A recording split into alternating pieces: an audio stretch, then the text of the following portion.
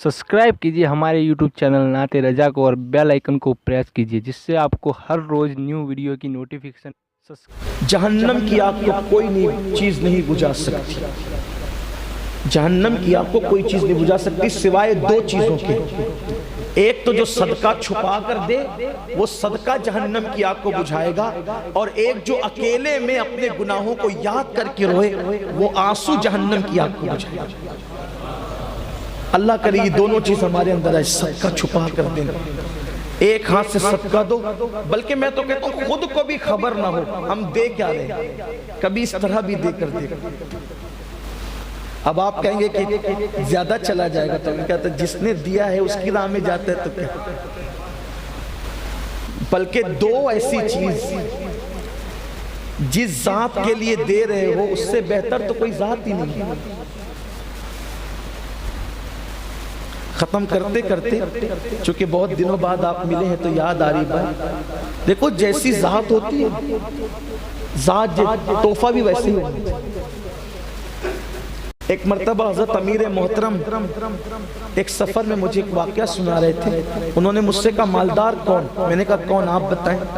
तो कहा मैं वाक़या तो मैं सुनाता हूँ, वो वाक़या मैं बताता हूँ। हुज़ूर कायदे मोहतरम ने जो मुझे बताया, कहा कि एक बार ऐसा हुआ कि एक काम वाली थी और एक उसकी सेठानी थी।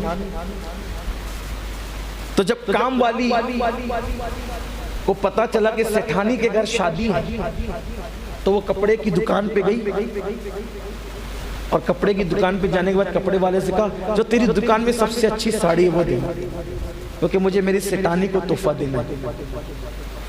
और ले आई, दे दी। और जब सेठानी को पता चला कि काम वाली के घर पे शादी है तो वो दुकान पे जा करके कहती है कोई जरा हल्की फुल्की साड़ी बताना, क्योंकि काम वाली को देना।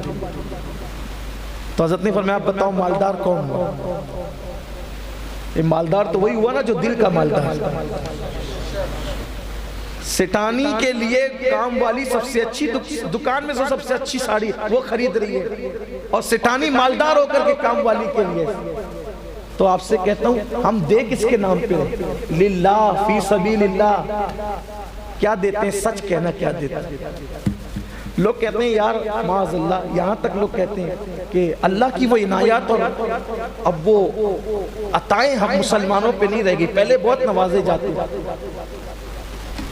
बल्कि इकबाल जैसा शख्स कह दिया रहमतें हैं तेरी अग्यार के काशानों पर, बर्क गिरती है तो बेचारे मुसलमानों पर। वो खुद शिकायत कर बैठे इकबाल, ये सब देख कर, है ना, शिकवे कर बैठे। मैं पूछता हूँ जब तक हम अल्लाह को जो देते थे फिर अल्लाह भी वैसे ही देता। क्या देते थे पहले अल्लाह को? पहली रात का दूल्हा दुल्हन छोड़ करके जान देने जाता था। अल्लाह की मोहब्बत में बेटों को लुटाया, अल्लाह की मोहब्बत में घर छोड़ा, अल्लाह की मोहब्बत में माल छोड़ा, अल्लाह की मोहब्बत में कुर्ता तक उतार के दे दिया कि या रसूल अल्लाह जंग पे जा रहे हैं, मेरा कुर्ता किसी मुसलमान के कफन के लिए काम आ जाए। तो फिर फरिश्तों को टाट पहना दिया जाता था। आज यार की मोहब्बत में सिद्दीक ने टाट पहना है, सब पहन लो टाट। तो देने वाले भी तो ऐसे। और हम क्या देते हैं? जो खाना किसी के काम नहीं आएगा वो खाना अल्लाह के नाम पर। सही? जो कपड़े किसी के पहनने को घर में काम नहीं आएंगे वो कपड़े अल्लाह के नाम पर। जेब में जो सबसे फटी हुई नोट होगी वो नाथखा को दी जाएगी। ये सूरत हाल। कम से कम इतना तो देखो, एक बुजुर्ग ने अपने मुरीद, जब किसी को एक बंदे को मुरीद किया बुजुर्ग ने, तो मुरीद ने कहा हज़रत नसीहत कर दो, मुरीद तो हो गया कुछ नसीहत करो। तो आपने बताया बेटा अपने आप को कभी अल्लाह से बेहतर मत समझना।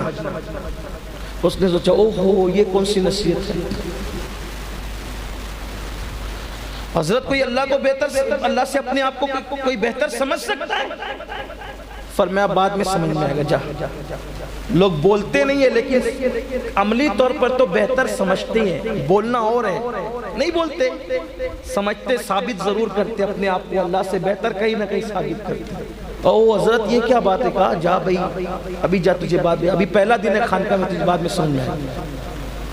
دوسرے جو سینئر مرید تھے پرانے، ان کو کہی بھائی اس کو کھانا کھلاؤ، اچھے اچھے کھانے چن دیے گئے، یہ وہ سب جو اچھے کھانے ہو سکتے تھے اس دور، ساتھ میں تھوڑی سی کڑی یا دال بھی تھی۔